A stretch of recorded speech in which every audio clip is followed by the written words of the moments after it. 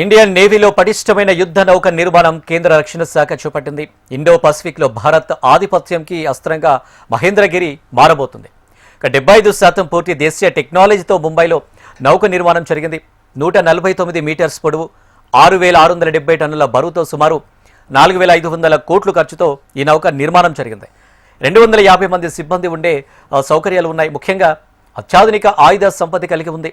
Stealth సామర్థ్యంతో నీటి అడుగున ఉన్న సబ్మెరైన్లు గగనతలంలో విమానాలని ఒకేసారి గుర్తించగలదు. బ్రహ్మోస్ బరాక్ 8 క్షిపణులు కలిగి ఉండడంతో పాటు ఎయిర్ డిఫెన్స్ సిస్టమ్ కూడా ఏర్పాటు చేశారు. రాడార్లకి చిక్కకుండా శత్రువులని కొట్టే సామర్థ్యం ఉంది మహేంద్రగిరికి. ప్రాజెక్టు 17Aలో భాగంగా మహేంద్రగిరి యుద్ధ నౌకను నిర్మించారు. భారత నావిక దళంలో 7 యుద్ధ నౌకల నిర్మాణం ప్రభుత్వం చేపట్టింది. అందులో 6వ నౌక మహేంద్రగిరి.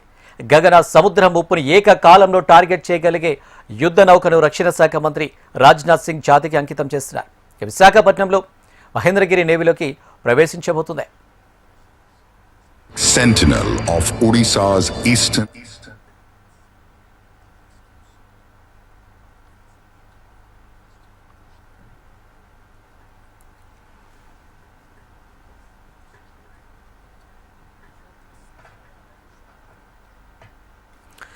ఇదే అంశానికి సంబంధించి పూర్తి డీటెయిల్స్ మా ప్రతినిధి అనురాధ లైవ్లో అందించడానికి సిద్ధంగా ఉన్నారు. అనురాధ. అనిల్, దేశ రక్షణ వ్యవస్థలోకి మరొక అస్త్రం చేరబోతుందని చెప్పాలి. ఎందుకంటే మహేంద్రగిరి యుద్ధ నౌక ఈరోజు రక్షణ శాఖ మంత్రి రాజ్నాథ్ సింగ్ జాతికి అంకితం చేయబోతున్నారు విశాఖ నేవల్ డాక్యార్డ్ నుంచి. అయితే ఈ నౌకకి సంబంధించి మనం వివరాలు కనుక చూసుకుంటే కనుక ఒకేసారి గగనతలంలోని సముద్ర గర్భంలోని కూడా టార్గెట్స్ని రీచ్ అయ్యే విధంగా అత్యంత లేటెస్ట్ టెక్నాలజీతో, పూర్తిగా దేశీయ టెక్నాలజీతో దీన్ని నిర్మించడం జరిగింది. 6,500 టన్నుల బరువుతో 149 మీటర్ల పొడుగుతో ఈ నౌక నిర్మాణం జరిగింది. ఇందులో 250 మంది క్రూస్ ఉంటారు, అంటే 250 మంది సిబ్బంది ఉంటారు.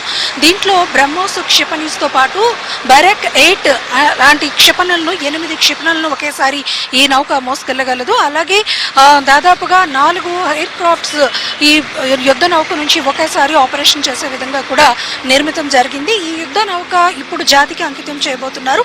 ఈ యుద్ధ నౌక కనుక నేవీ సేవలకి ప్రస్తుతం స్టార్ట్ అయితే కనుక మన దేశ రక్షణ వ్యవస్థ ఇండో పసిఫిక్ మహాసముద్రం మీద ఒక భారతదేశం ఆధిపత్యానికి ఒక అస్త్రంగా ఉపయోగపడే అస్త్రం అనే చెప్పొచ్చు. ఎందుకనంటే మన అమ్ముల పదిలో ఇదొక ప్రత్యేకమైన టార్గెట్గా దీన్ని నిర్మించబోతున్నారు.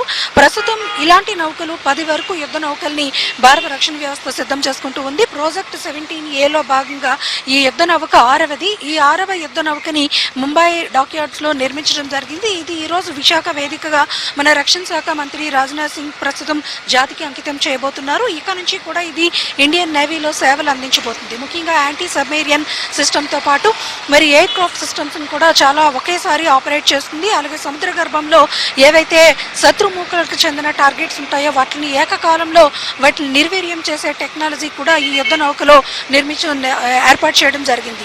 మొత్తానికి చూసుకుంటే కనుక మన రక్షణ రంగానికి సంబంధించి చాలా పటిష్టమైన వ్యవస్థని కేంద్ర ప్రభుత్వం డెవలప్ చేస్తుంది. అందులో భాగంగా ప్రాజెక్ట్ 17A అన్న కాన్సెప్ట్ని తీసుకున్నారు. అందులో 10 యుద్ధ నౌకల వరకు కూడా ప్రస్తుతం భారతదేశం నిర్మితం చేసుకుంటూ భారతదేశం దాన్ని ఇంప్లిమెంట్ చేస్తూ ఉన్నారు. అందులో భాగంగా 6వ యుద్ధ నౌక ఇది. ఈ మహేంద్రగిరి అన్న పేరు కూడా ఈ మొత్తం ప్రాజెక్ట్ 17Aలో నిర్మితమవుతున్న యుద్ధ నౌకలన్నింటికి కూడా తూర్పు కనుమలకి నేవీ అనేది చాలా సుస్థిరమైన స్థావరం. అలాంటి సుస్థిరమైన స్థావరాన్ని గుర్తు చేస్తూ ఈ మహేంద్రగిరి అన్న పేరును కూడా పెట్టడం జరిగింది. ఈ యుద్ధ నౌక ఈ రోజు నుంచి కూడా మన ఇండియన్ నేవీలో సేవలు అందించబోతుంది. ఒకేసారి మొత్తం అటు ఎయిర్ ఐకానిక్స్ని అలాగే సముద్ర గర్భంలో ఉన్న టార్గెట్స్ని ఒకేసారి రీచ్ అయ్యే సామర్థ్యం, స్టెల్త్ బ్రిగేడ్ సామర్థ్యంతో ఇది నడుస్తుంది. అయితే ఈ యుద్ధ నౌకకి సంబంధించి ఈరోజు పూర్తి స్థాయిలో జాతికి అంకితమైతే ఈ రోజు నుంచి కూడా నేవీలో అది తన సేవల్ని అందించేదానికి సిద్ధమవుతుంది. మొత్తానికి చూసుకుంటే కనుక అత్యంత ఆధునికమైన టెక్నాలజీతో ఈ యుద్ధ నౌక అనేది స్టార్ట్ అవుతుంది. ఈ యుద్ధ నౌక ఈ రోజును కాసేపట్లో జాతికి అంకితం కాబోతుంది. Right Anuradha, thank you.